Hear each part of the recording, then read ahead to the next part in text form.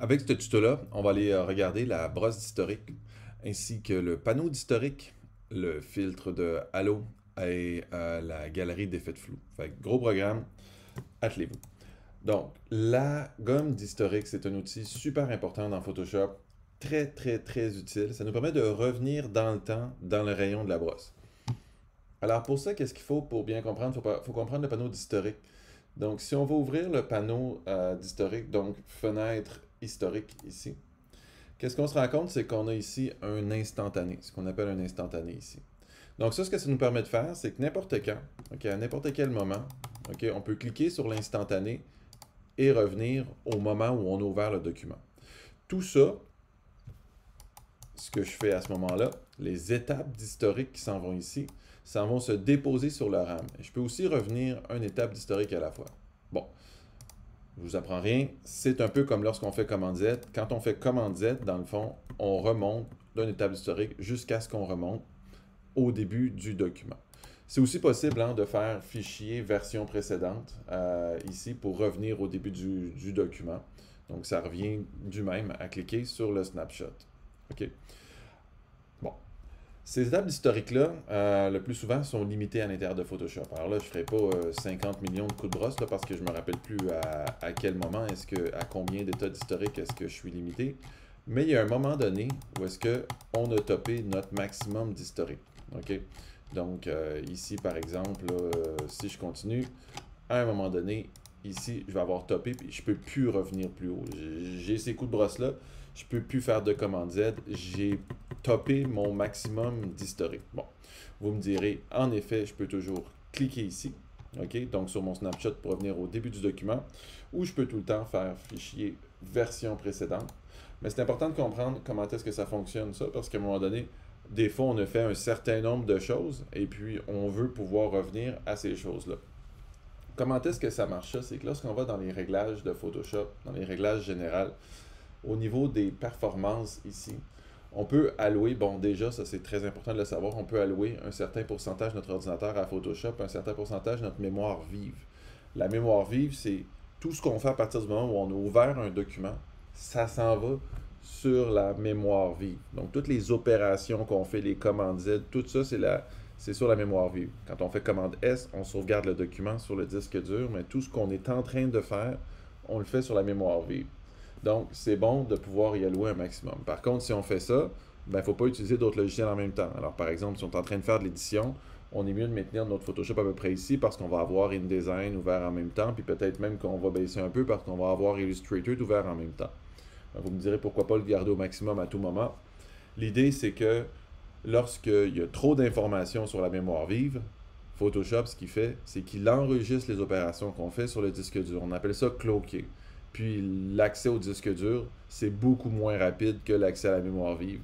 Ce qui fait que très souvent, l'ordinateur va planter parce qu'il n'y a plus de place, il n'y a plus de rapidité, c'est trop lent d'écrire sur le disque dur les opérations courantes, ou alors il va être très lent. Donc il faut toujours grader ça un petit peu. OK? Alors bon, donc on met ça au maximum si on ne fait que du Photoshop, on met ça un petit peu plus bas si on fait du Photoshop et d'autres logiciels. Alors ensuite, qu'est-ce qu'on a? Bon, évidemment, on utilise notre processeur graphique, on utilise le maximum de ce qu'on a au niveau de notre ordinateur. Les états historiques, elles sont ici. Alors les états historiques, ce qu'elle fait, c'est que chaque opération que je fais, ça enregistre une copie de mon document sur la mémoire vive. Vous avez vu, tantôt, j'en avais beaucoup. C'est pour ça que je pouvais revenir en arrière. Alors ici, si j'en ai que 4, par exemple, je suis limité à 4 états d'historique. Donc, mes commandes Z ici, je ne peux pas revenir jusqu'en haut. Vous me direz dans quelles circonstances est-ce que je veux ça? Ben là, j'ai une petite image web relativement, relativement légère. J'ai 7000 par 4000 pixels. Mais admettons que je ferais un gros Mediacom, un gros panneau qui va aller sur le bord de l'autoroute à 150 dpi, par exemple, quelque chose de très lourd. Bien, à ce moment-là, à chaque fois que je ferais une opération, ça mettrait mon document sur la mémoire vive et ça ferait en sorte qu'après 3-4 opérations, là, mon ordinateur commence à rouler. Okay? Il commence à trouver que c'est trop lourd parce qu'il a mis des étapes de mon document sur la mémoire vive. Alors, lequel cas, si je travaille avec un très lourd document, alors je vais aller dans les préférences de Photoshop, dans les réglages au niveau des performances. Si je travaille avec un document très lourd, je vais baisser le nombre d'états d'historique très bas pour me permettre d'utiliser Photoshop à son maximum. OK? Sachez aussi que à tout moment, là, on peut faire quand Photoshop est en train de laguer puis qu'on pense qu'on va perdre notre travail.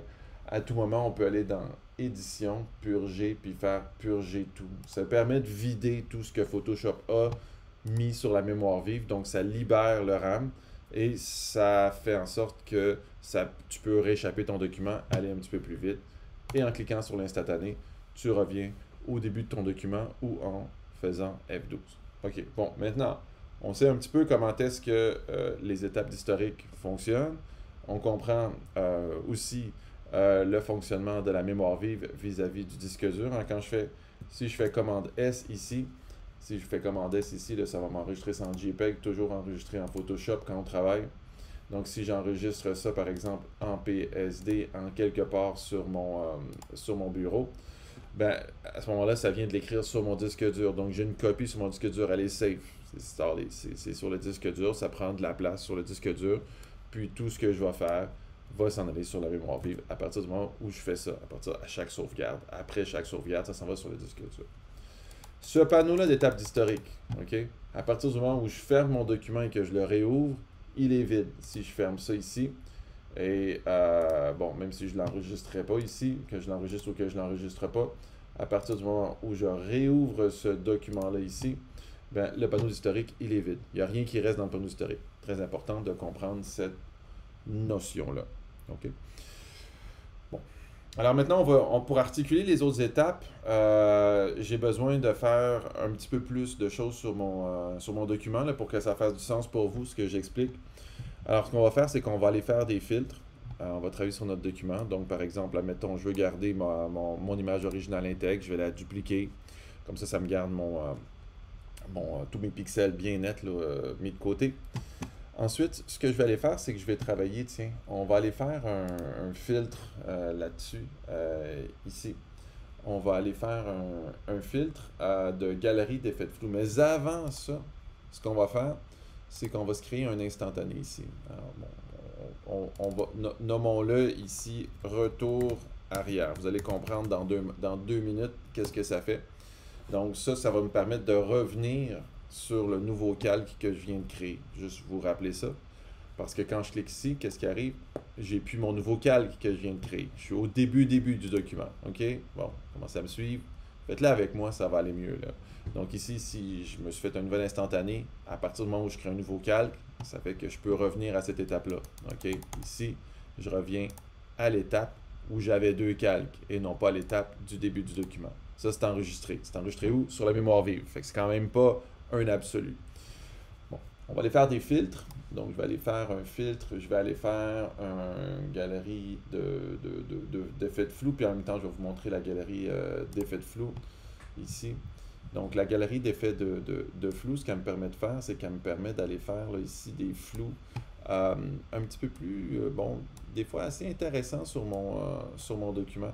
Bon, déjà, j'ai le basculement ici qui me permet de faire une zone de flou en haut, une zone de flou en bas. Particulièrement utile si on a des profondeurs de champ en hauteur. Des fois, on oublie, mais lorsqu'on prend une photo, la profondeur de champ, elle n'est pas juste en profondeur par rapport à nous, hein, par rapport sur les X puis les Y, mais elle est aussi sur les Z, sur la hauteur. Un autre effet de flou ici, flou du tracé. C'est celui-ci qui est assez intéressant, assez nouveau avec ça. Si je m'en vais sur flou du tracé, par exemple ici, je vais fermer ça, je vais ouvrir flou du tracé ici. Alors là, le flou du tracé, comment est-ce qu'il fonctionne? C'est que j'ai une petite flèche ici. Alors par exemple, c'est un tracé, un path ici. Donc je vais venir me faire un tracé qui va aller autour de mon modèle ici. Et là, le flou, qu'est-ce qu'il va faire? C'est qu'il va suivre ce tracé-là. Donc c'est assez intéressant. On avait dans Photoshop déjà le flou radial, mais là, on a vraiment un contrôle assez fort au niveau du tracé. Puis on peut même, là, j'y vais simplement avec un tracé comme ça, mais dans mon tracé, il pourrait même y avoir des étapes. Hein. Il pourrait être un petit peu plus complexe que juste un petit tracé là, simple ici. Ça fait runner un petit peu mon ordinateur.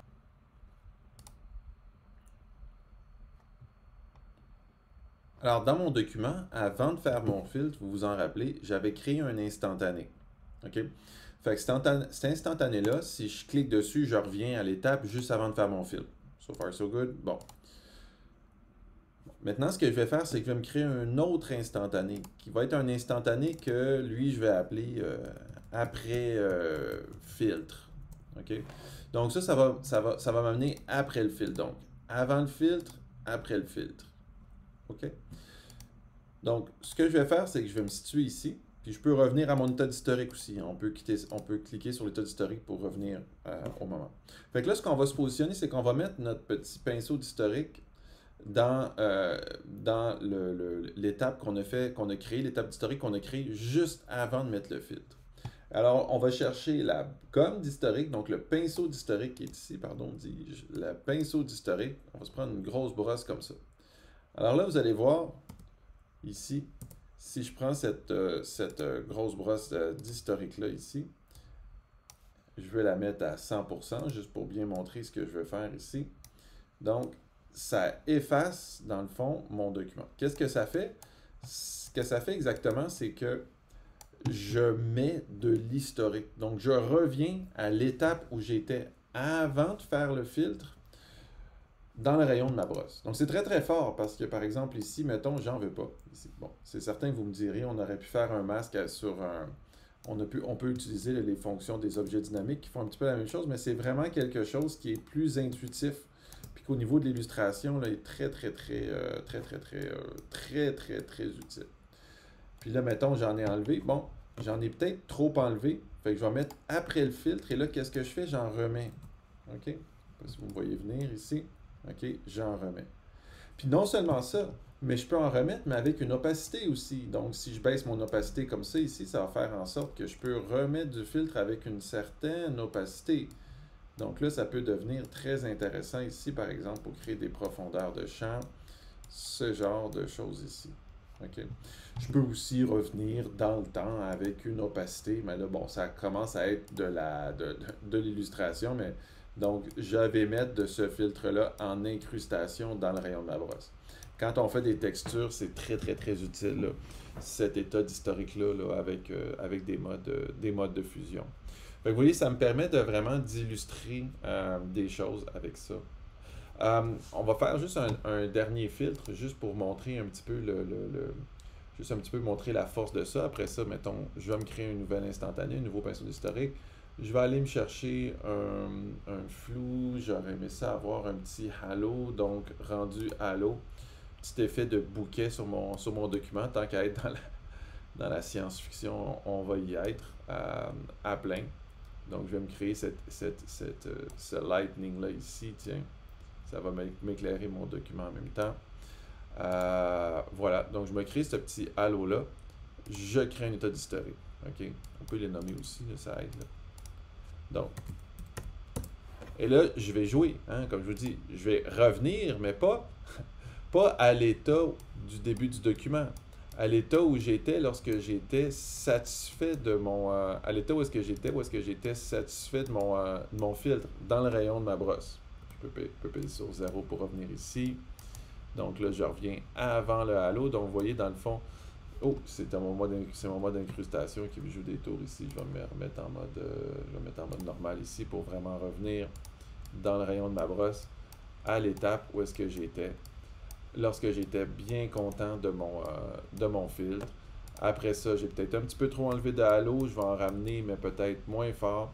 Donc, on peut vraiment travailler très subtilement avec ça, parce que des fois, les filtres créent des effets qui sont peut-être un petit peu trop obvious, je dirais. Comme ça, on revient avant le filtre. J'enlève du halo, mais j'enlève du flou de vitesse ici. Bon, vous avez compris un petit peu le truc. Puis on peut même revenir au début, en tout temps, ici, avec ma brosse. En tout temps, je peux revenir au début avec ma brosse pour y aller de cette manière-là. Bon.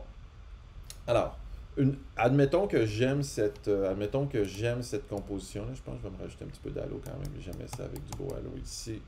Admettons que j'aime cette étape d'historique-là. Je me dis, OK, je suis satisfait de mon document ici. J'aime bien ça.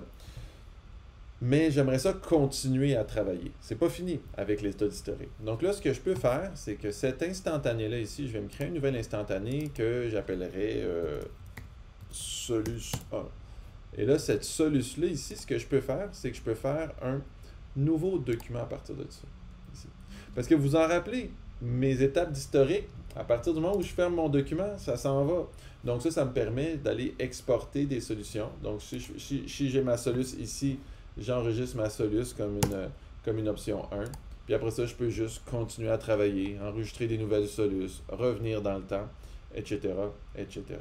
Donc c'est à peu près, ça fait pas mal le tour des états d'historique ici. On peut créer des nouveaux instantanés, on peut s'exporter des nouveaux documents, aller vers l'arrière, revenir vers l'avant. Donc, c'est vraiment un outil puissant que ce pinceau d'historique-là, tout en faisant une économie de calque.